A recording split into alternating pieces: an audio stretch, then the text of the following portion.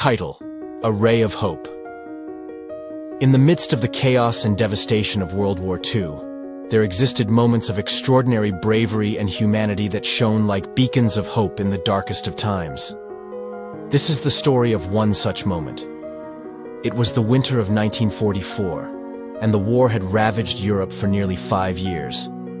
In a small village in France, a group of resistance fighters led by a courageous woman named Isabelle had been waging a covert battle against the occupying German forces.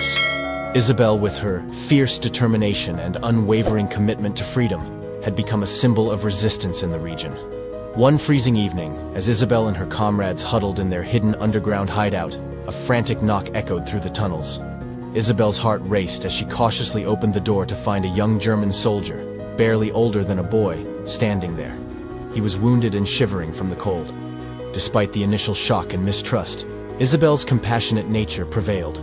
She and her fellow resistance members tended to the soldier's wounds and provided him with food and warm clothing. As the days passed, they learned his name was Hans, and he had been conscripted into the army against his will. He had grown disillusioned with the Nazi regime's atrocities and sought refuge with those who opposed it. Isabelle faced a dilemma.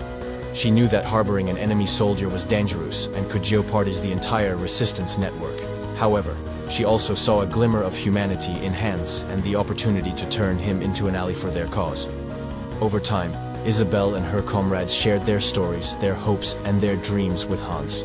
They showed him the true face of the resistance, one driven by a desire for freedom, justice, and a better world. Slowly but surely, Hans began to see the stark contrast between the ideals he had been forced to serve and the values the resistance fought for. One fateful night, as Isabelle and her team prepared for a daring mission to sabotage a nearby German supply depot, Hans made a choice that would change the course of their lives.